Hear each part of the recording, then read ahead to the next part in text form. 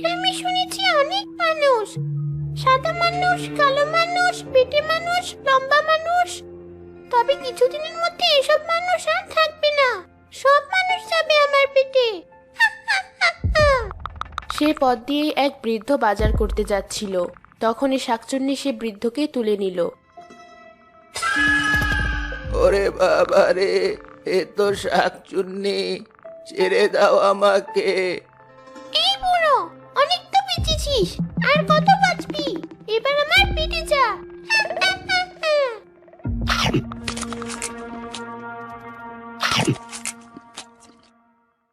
সে গ্রামেরই মালা নিজের স্বামী রিফাতকে বলল, শোনো, সন্ধ্যা হওয়ার আগে কিন্তু তুমি বাড়িতে ফিরে আসবে।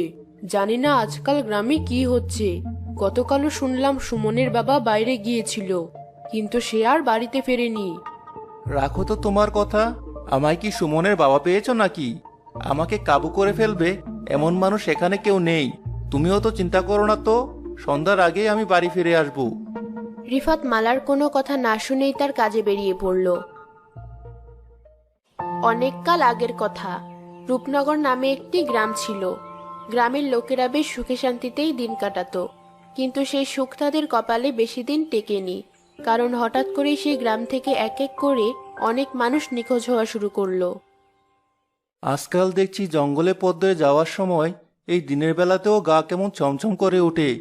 পা চালিয়ে যেতে হবে, রাস্তাটা মোটেও সুবিধার মনে হচ্ছে না। এসব ভাবতে ভাবতে রিফাত জঙ্গলের পথ ধরে এগিয়ে যাচ্ছিল, কিন্তু সে জানতো না সে যে পথ দিয়ে যাচ্ছিল সেখানেই এক শেওড়া গাছের চূড়ায় কদিন ধরে বাস করে এক মানুষ লোভী শাকচুন্নি। এ তো দেখছি নতুন মানুষের গন্ধ। দেখি তো বেটার মুখখানা। আহা, কি আনন্দ! আজ আবারও জমিয়ে মানুষের মাংস খাওয়া যাবে। ওই তো আসছে একটা মানুষের বাচ্চা। কি মজা! আজ নতুন মানুষের মাংস খাবো, কলিজা চিবিয়ে খাবো, সাথে খাবো হাড়। মানুষ বেটা বুঝবি তখন, পাবে না আর পার।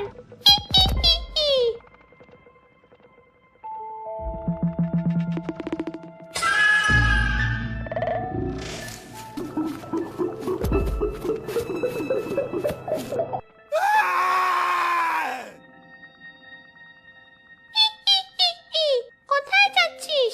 কি ভেবেছিস তুই? আমার হাত থেকে পালানো এতই সোজা? এর আগেও তোদের গ্রামে 17টি মানুষ খেয়েছি, তুই হলি 18 নাম্বার। কি দেখছি আমি? এ তো দেখছি সত্যি শাকচুন্নি। ছেড়ে দাও, দয়া করে আমাকে খেও না। একে ছাড়লে আমার পেট ভরবে কি করে? না, দয়া করে আমাকে খেও না। ঘরে আমার স্ত্রী কন্যা আছে, আমি মরে গেলে তাদের কি হবে? ওসব কথায় চিনি পিছবে না। ওসব নেকা কথায় মানুষ বললেও আমার মতো শাকচুন্নিরা ওসব কথায় বলে না। তাই জলদি আমার কাছে আয় দেখি। শাকচুন্নি রিফাতকে ধরে চিবিয়ে চিবিয়ে খেয়ে ফেললো।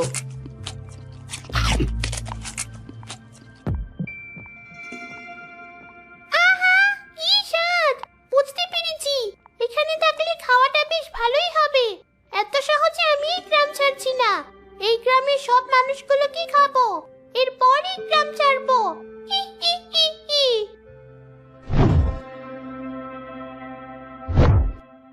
ওদিকে সন্ধ্যা পেরিয়ে যেতেও রিফাত বাড়িতে না ফেরায় মালা ভীষণ চিন্তায় পড়ে গেল। সন্ধ্যা তো সেই কখনই পেরিয়ে গেছে, কিন্তু উনি তো এখনো ফিরলেন না। মা, বাবা তো এখনো ফিরলো না। তবে কি আমার বাবাও সুমনের বাবার মতো হারিয়ে গেল? ওসব বলতে হয় না মা, তোমার বাবার কিচ্ছু হবে না। কিন্তু এতক্ষণ তো হয়ে গেল, বাবা তো এখনো বাড়ি ফিরলো না। বাবা কখন ফিরবে মা? আমার তো খুব চিন্তা হচ্ছে। আমিও তো সেটাই ভাবছি। চলো মা, আমরা বরং গ্রামের প্রধানের কাছে যাই। তিনি নিশ্চয়ই এটার একটা সমাধান বের করতে পারবেন। তাই চল, চিন্তায় তো আমার মাথা কিছুই কাজ করছে না। তারা কি, চলো আমরা বরং সুমনের মাকেও সেখানে নিয়ে যাই। মালা যখন তার মাকে এসব বলছিল, তখন সুমন সেখানে এসে বলল, তার আর দরকার হবে না বকল, আমি মাকে এখানে নিয়ে এসেছি।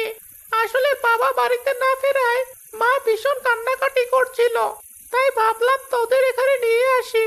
এখন তোদের সব কথা শুনে মনে হচ্ছে আমাদেরও গ্রাম প্রধানের কাছে যাওয়া উচিত। আমার বাবাকেও তো খুঁজে পাচ্ছি না। ভালোই করেছিস। তাহলে চল, গ্রামের অন্যান্য নিখোঁজ লোকদের বাড়ির লোকদেরকেও আমাদের সাথে নিয়ে যাই। বেশ, চল। সুমন আর বকুল তাদের দুজনের মাকে আর গ্রামের অন্য নিখোঁজ পরিবারের লোকেদের সাথে নিয়ে গ্রাম প্রধানের বাড়িতে হাজির হলো। সবাইকে দেখে অবাক হয়ে তিনি বললেন, এ কি, তোমরা সবাই এখানে? কি হয়েছে? আমি বলছি চাচা, আপনি তো কিছুদিন গ্রামের বাইরে ছিলেন, তাই হয়তো জানেন না। কিছুদিন ধরে গ্রামে হঠাৎ করে কিছু মানুষ নিখোঁজ হয়ে গেছে, যাদেরকে কোথাও খুঁজে পাওয়া যাচ্ছে না। বলিস কি বকুল, সে আবার কেমন কথা? হ্যাঁ চাচা, বকুল ঠিক কথাই বলেছে। এখানে যারা এসেছে সবারই কেউ না কেউ নিখোঁজ হয়েছে। আমার আর বকুলের বাবাও নিখোঁজ। অনেক খোঁজেও আমরা আমাদের বাবাদেরকে খুঁজে পাইনি। এ তো খুবই আশ্চর্যজনক কথা। এভাবে চলতে থাকলে তো একসময় গ্রামের সবাই নিখোঁজ হয়ে যাবে। এজন্যই আমরা আপনার কাছে সাহায্য চাইতে এসেছি চাচা। এবার আপনি একটা কিছু করতে পারেন। কিন্তু আমি বা কি করতে পারি? আমার মাথায় একটা বুদ্ধি আছে চাচা। আমার মনে হয় গ্রামে কোনো খারাপ লোক ঢুকেছে, তাই আমাদের গ্রামে পাহারা দেওয়া উচিত আর যথাসম্ভব সবাইকে একসাথে থাকা উচিত। সবার সাথে কথা বলে বুঝলাম জঙ্গলের পথ দিয়ে গেলেই মানুষ নিখোঁজ হয়, তাই ওই পথে যাব না আমরা। বেশ, তাহলে সেটাই করা হোক। আমাদের গ্রামটা যেহেতু খুব বেশি বড় না, তাই তোমরা সবাই আমার বাড়ির বাইরেই থাকতে পারো। তোমাদের থাকার ব্যবস্থা আমি করে দিচ্ছি। আর হ্যাঁ, এরপর সবাই এক এক করে দল বেঁধে পাহারা দেবে। ওদিকে শাকচুন্নি গাছের আড়াল থেকে গ্রাম প্রধানের সাথে সকলের আলোচনার কথাবার্তা শুনে হাসতে থাকে। এত বোকা, এরা নাকি পাহারা দিয়ে আমাকে ধরবে। হাস্যকর। যাই, জঙ্গলে ফিরে গিয়ে বিশ্রাম করি। ওরা যাই বলুক, ওদের তো নিজেদের কাজে জঙ্গলে আসতেই হবে। শাকচুন্নি জঙ্গলে চলে গেল।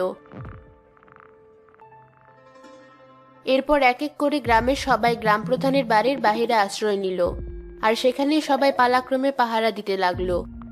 ওদিকে সত্যি জঙ্গলের পথে কেউ আর গেল না, তাই শাকচুন্নি খাবারও পাচ্ছিল না। খাবার না পেয়ে শাকচুন্নি আরো বেশি হিংস্র হয়ে উঠল। এ কি হচ্ছে? ওরা দেখছি সত্যি আর এই পথে আসলো না। গতকাল সন্ধ্যার পর থেকে একটা মানুষও এই রাস্তায় আসেনি। এভাবে চললে আমাকে তো না খেয়ে থাকতে হবে। কিন্তু আমি কিছুতেই হতে দিতে পারি না। এখনই আমি গ্রামে যাব, তারপর দেখি মানুষগুলো আমার হাত থেকে কোথায় পালায়। শাকচুন্নি উড়ে উড়ে গ্রাম প্রধানের বাড়ির সামনে এলো, আর বাড়ির বাইরে এসে সবাইকে এক জায়গায় দেখে বলল, এই তো, চারদিকটা কেমন মানুষের গন্ধে মোমো করছে। আহ, কি তাজা গন্ধ মানুষের রক্তের। তবে এখানে অনেক মানুষ। এখানে একজনকে ধরতে গেলে আমাকে বিপদে পড়তে হবে। এমনিতেই এরা আমাকেই খুঁজছে। আমাকে তককে তককে থাকতে হবে, তবেই আমি মানুষগুলো নাগাল পাবো। শাকচুন্নি সেখানে থাকা একটা বড় বটগাছের চূড়ায় পা ঝুলিয়ে বসে রইল। এরপর এক এক করে যখন সবাই ঘুমিয়ে পড়ল, তখন শাকচুন্নি গাছ থেকে নেমে আসলো। পোকাগুলো কেমন নিশ্চিন্তে ঘুমাচ্ছে, কিন্তু আমি তো তা হতে দিব না। এখান থেকে বরং একটাকে আমার আস্তানায় নিয়ে যায়, এরপর ওখানে গিয়ে আরাম করে খাবো।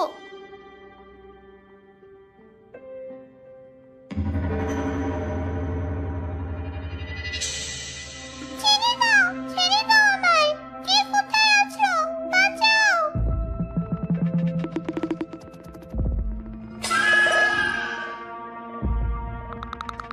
সবগুলো জেগে গেল। এখানে আর থাকা যাবে না, পালাই। সুযোগ বুঝি পরে আসবো।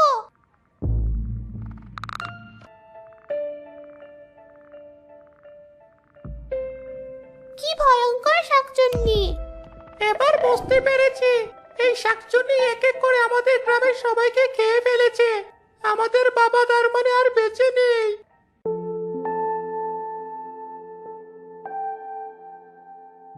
এসব তুই কি বলছিস? কেন না মা, কষ্টের হলেও এটাই সত্যি। তবে আর না, এবারে শাকচুন্নিকে একটা বড় শাস্তি দিতে হবে। হ্যাঁ বকুল, তুই ঠিকই বলেছিস। আমি কালকে সকালেই আমার পরিচিত এক সাধু বাবাকে খবর পাঠাবো। সে নিশ্চয় এটার একটা সমাধান দিতে পারবে। গ্রাম প্রধানের কথা শুনে সবাই স্বস্তি নিয়ে তখনকার মতো শুয়ে পড়ল। পরদিন সকালে সেখানে সে সাধু বাবা আসলো। আমি সব বুঝতে পেরেছি, তোমরা কেউ চিন্তা করো না। ওই শাকচুন্নিকে বসে আনার সব কায়দায় আমার জানা আছে। শুধু বসে আনলেই হবে না সাধু বাবা, ওকে যথাযথ শাস্তি দিতে হবে, কারণ ও আমার বাবাকে মেরেছে। আমার বাবাকেও খেয়েছে। আমি চাই না ও আর কাউকে এভাবে খাক। তাই হবে, তোমরা একদম চিন্তা করো না। সাধু বাবা ধ্যানে বসলো। ওদিকে শেওড়া গাছে থাকা শাকচুন্নির সারা শরীরে হঠাৎ অস্বস্তি হতে শুরু করলো। এ কি, আমার সারা শরীর এমন জ্বালা করছে কেন? মনে হচ্ছে কেউ আমাকে টানছে। না, আমি যাব না।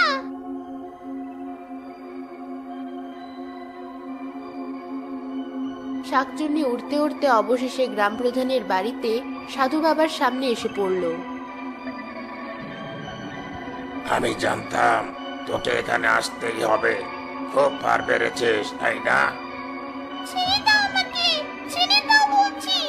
তোর কোনো ছাড় নেই।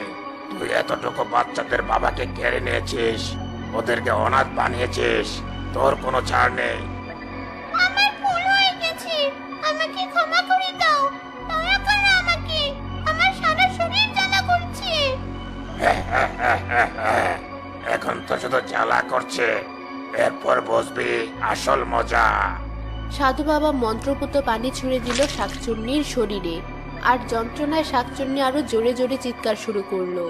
মরে গেলাম, বাঁচাও আমাকে, কেউ আমাকে বাঁচাও। আমি আর কাউকে মারবো না। মরে যা, শেষ হয়ে যা তুই।